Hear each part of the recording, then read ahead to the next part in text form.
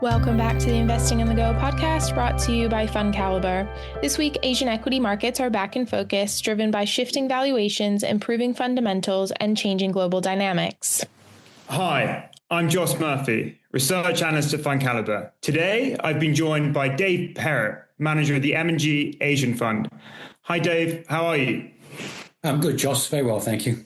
Great to hear. Dave, Asian equity markets outperformed global stocks in December.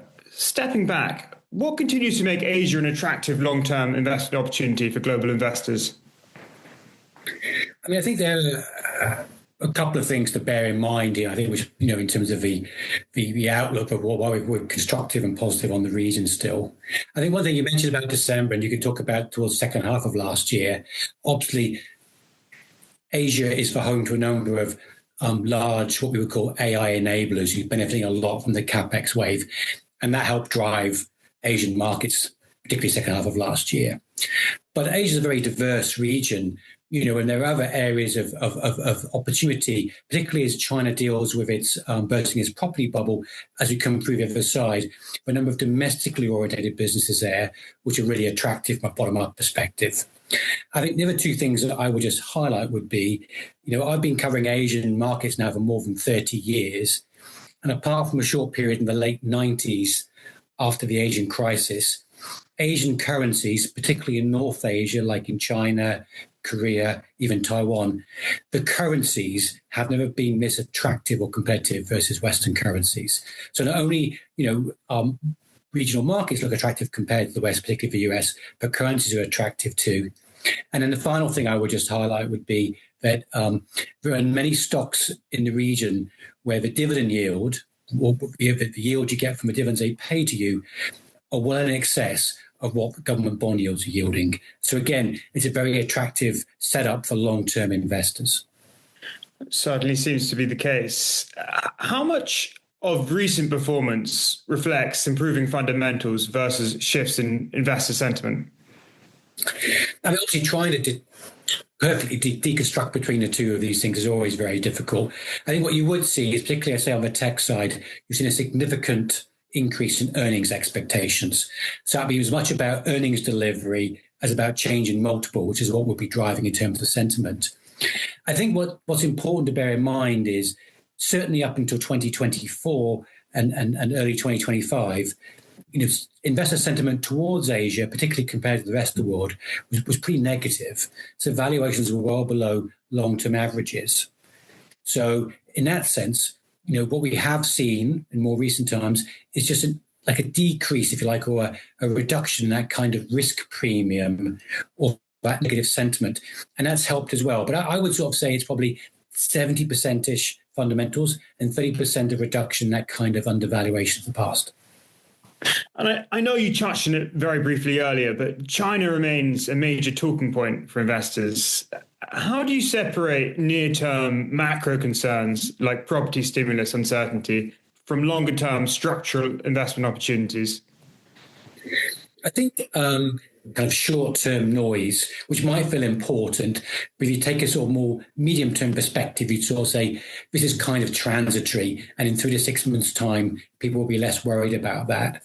I think the question's a really good one at this moment in time. And I mention that because, it's been a really difficult time period for domestic Chinese-orientated stocks, particularly those exposed to consumption. Real estate was a large part of the economy, and that's been pretty depressed as a result, and you've seen it shrink materially as a portion of the economy. But also, housing is a large store of wealth for individuals, so it falling in price has also dampened consumer spending. A lot of companies have gone bankrupt. But critically, importantly, those companies that survived have never been more focused on cash flows and profits. Nothing like a near-death experience to really focus one's mind. And we saw a lot of that, again, in the late 90s, early 2000s, where a lot of companies were focused only on the top line before the Asian crisis, and coming out of it were much better versions of themselves. And we're seeing that happen again now in China in particular. So we see a lot of interesting opportunities from a bottom-up perspective in China of these companies who've got lean and mean in a very challenging environment. And then, Dave, in markets as diverse and volatile as Asia, How important is bottom-up stock selection compared to getting the macro call right? The bottom-up focus and stock picking is absolutely essential. Okay, so I'll share a little bit about how we think about investing, maybe to give you some perspective on that answer. So at M&G, in the APAC equity team, we are very skeptical of investors, more general, including ourselves, ability to forecast macro events with accuracy consistently. Okay, let me give you an example. If I'd said to you last year, at the beginning of last year, I've looked into the future, and what we're going to see is conflict in the Middle East, no peace in Ukraine, and the average tariff will go from 0 to 15% into the US. What's going to happen to markets? And you just said, well, thanks for telling me about future. That sounds really negative. And of course, what's happened? We had a boom, right, in markets. So I think it just highlights not just trying to get the forecast right, but then what's being discounted by markets. So what we are macro aware. So we understand the debates and what might be impacting the shares that we invest in from a bottom-up perspective. And we try to work out if people are overly concerned at extremes. So we understand the debates, we're aware of them, but really what we're trying to do is just find mispriced opportunities from a bottom-up perspective. And then from a portfolio construction point of view, we're very careful to make sure that we don't have any correlated risk in the portfolio. For example, we might have found 6 interesting bottom-up mid-cap ideas dotted all across the region. But in fact, if we're not careful, we might have just 6 Trump tariff losers, okay? And so we haven't got 6 bets, you've only got 1. So you need to be aware of these things. So the way to navigate this is to make sure your portfolio is diversified, and what's driving it is single stock risk, idiosyncratic individual stock specific risk, rather than these big macro things which can swing you around day to day, week to week, month to month. Certainly seems a sensible way of playing the Asian markets. I've noticed Asian markets are often influenced by things like currency moves, politics, and global trade tensions. Does the fact that many Asian companies now generate a significant share of their revenues globally change how you think about those risks? I think what I would say is you're right to still say that exports are an important driver for the region's economies. There's no doubt about it. But again, unfortunately, because I've been doing this for such a long time, remember back in the late 90s, early 2000s, the US economy was very, very important for the region, right? The old saying was, if the US sneezed, Asia caught a cold. That is less true today. And the simple reason is the emergence of China in particular, but an evolving middle class within Asia. So while, yes, as I said at the beginning, exports are still important, they're much less so than they were, say, 15 or 20 years ago. And because of the competitive environment, the companies that are still reliant on external markets, whether it be auto companies out of Korea or tech companies, or even garment manufacturers, you've seen consolidation and their competitive edge become much greater. So again, we put a diversified portfolio to make sure we're not overexposed to exporters or not. But what I would say is there's a huge amount of opportunity investing in Asia, which is completely unrelated to exports because of that kind of deepening of the markets and emergence of the middle class across the region, but especially in China. And Dave, I've noticed the fund is overweight markets like Hong Kong, Thailand, and Indonesia. What are you finding particularly attractive in these regions right now? I think, again, because we're bottom up, it varies from opportunity to opportunity set. So I'll give you a couple of examples, right? So one of the interesting things is that Hong Kong has a lot of international businesses there, where effectively they could be listed anywhere in the world. Their earnings could be from Europe or whatever else, but happen to be in Hong Kong for historic reasons. And these companies tend to trade at a material discount to their global peers. And so we find just a very interesting source of stock picking alpha in Hong Kong at the moment. Southeast Asia is kind of interesting. There are a number of very high-quality consumer businesses in Southeast Asia. And in the past, we liked those companies. One of them, my example, would be like the 7-Eleven operator in Thailand. very large market share, very positive blue chip business. They always traded a little bit expensive for our likings.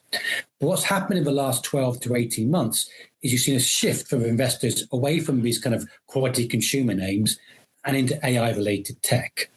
And so that movement in flows has impacted valuation. So today, from a bottom-up point of view, we can find some really kind of high-quality compounding businesses in Southeast Asia that look really interestingly valued for us today. And Taiwan and India are notable underweights. Presumably that's a reflection of valuation concerns, or are there just simply better opportunities elsewhere in Asia? I think a combination of both, right? I think that particularly in Taiwan, where we're especially underweight, is some of the more domestically orientated traditional industrial companies rather than the tech names. And the reality is that those companies can trade at a big premium to their Hong Kong Chinese peers, and they compete with each other and act in the same markets together. So that's one driver of it. In India, some pockets of the market are still too expensive. But what we have been doing is reducing our underweight in recent periods because that gap has been shrinking, and the underlying Indian macro story in a medium-term sense still remains very positive. Our issue in the past, to your point, was the price you were being asked to pay for it. But that premium has reduced in recent times, so the valuation is becoming much more reasonable, particularly with financials. And we've talked through different countries, but are there any widespread themes in Asia that you're excited about? Well, we tend to try not to get too bound up and tied into thematic investing, because it also potentially comes under the same heading as trying to forecast the future. I mean, I'll give you an example. Recent years, people say they really like the India consumer and it's an exciting thematic. And it is, because everybody knows that, right? So it's in the price. So what we're trying to do is, rather than get caught up into these themes that everyone's talking about, is we try and remove ourselves from that and just try and find interesting individual bottom-up stocks, but are just mispriced. And that's really why we try to add value for the fund, and they've been able to do that over time. So that's really how we go about things.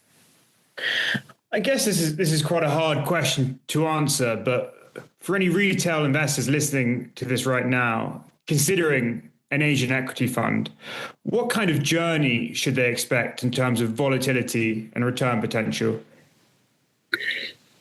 It is a good question. And obviously, I'll take a step back. So a couple of things I would say is that if you look at, compare the region today to, say, 20 years ago.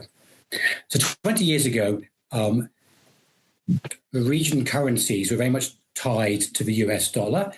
They had a lot of US dollar debt, and so they had to follow what the US Fed was doing at any point in time. So in a way, they're almost geared to play on the US interest rate cycle and movements in the US dollar. If you go fast forward today, virtually all the currencies in the region, except for the Hong Kong dollar, now float independently. They have very little US dollar debt, and where they do have dollar debt, it's because they have dollar revenue. And in fact, foreign exchange reserves in the region are very high. As we talked earlier, the currencies are basically very competitive too. So my point would be, there will always be volatility investing in Asia, but going forward, looking at the macro fundamentals, one should assume there's considerably less than it has been in the past. And if you look at the level of valuation in the region, again, it trades at a discount to much of the world, and particularly the US. That's another reason to think that prospectively, the return profile from here should be quite attractive. And I mentioned earlier about the Asian currencies being attractive too. Now, I'll mention one more point, which I think is worth bearing in mind. Now, I don't have a chart to share with you, so you have to believe and trust me on this, Josh, okay? If you look over the last 20-odd years, for most bond yields in the region, let's say 10 years, the US 10-year Treasury would be at the low end or the lowest. And that makes sense because the US would be seen to be lower risk. Now, over the last couple of years, what we've seen is the US 10-year trade at a premium to a number of different Asian 10-year bond yields. China, Thailand, even Korea, certainly Taiwan. Now, this is interesting, right? Because when you think about what drives long-term valuations, the discount rate's important. And so if the discount rate is going to be lower in Asia, I'm not saying it is, it's just it has been for a while and we observe it, we're not forecasting, then that might have a dramatic impact for valuation going forward between Asian markets and the US. And I raise it because, again, I'm interested to ask people listening to the podcast, if you ask people over next year, do they favor Asia or the US? You might get a 50-50 split between Asia and US, depending on your views, right? If you said the next 10 years, what do you think is going to outperform? My guess would be most people would say the US. Now, if that bond yield spread remains as it is today, that may not be correct. The point being, I think it's something to bear in mind, particularly when taking into account the attractive valuation of the currencies, that maybe longer term people should have some allocation to Asian markets, right? One of the dangers of our industry always is that you extrapolate the last period into the future. I'll give you an example. Again, go back to the mid-90s. If you ask people what would be the better performer over the next 10 or 15 years, Asia or the US, pretty much everyone would have said Asia. More growth, it's the Asian century. And what happened? The US outperformed materially. And so again, I think, as a conventional wisdom today would be favoring the US over Asia. It may be true, but it certainly may not. Certainly seems to me like there are a few reasons to get excited about the Asian market. Dave, thank you very much for your time today.